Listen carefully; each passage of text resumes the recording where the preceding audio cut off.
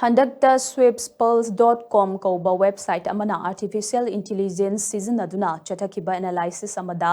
chahi asigi FIFA World Cup ki mapu Brazil na oiba yabagi chance khwaidagi wangna leire. Artificial intelligence season aduna chatakiba predictive analysis aduna tournament asida oikiba mamangi result sing team singi squad depth qualification result amadi hauzik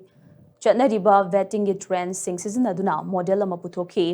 Tournament asi tawdringai mangwaina model aduna tournament asigi winner Brazil na oiraba yai haina predict tawri prediction adugi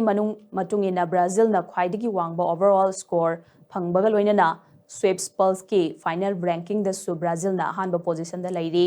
list adugi ani suba amasung ahum suba position da France amasung Argentina lairi prediction adugi matungina chahi asigi FIFA World Cup asida Brazil na winner oiba yabagi chang asi chada kuntraga mathoi oiri France na chada kunga mari Argentina na chada taraga mapan England na chada taraga nithoi aduga Spain na chada nipan oi haina piri prediction analysis model asida tongan ba hiram manga seasonary hiram manga adudi team amada yauriba sanaroi sing adugi changchatta leiba chahi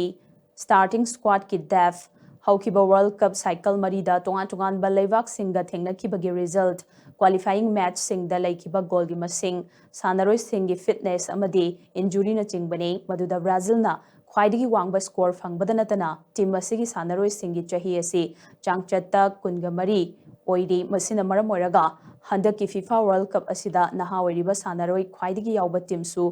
Brazil na oigadawri haina pawasina makha tari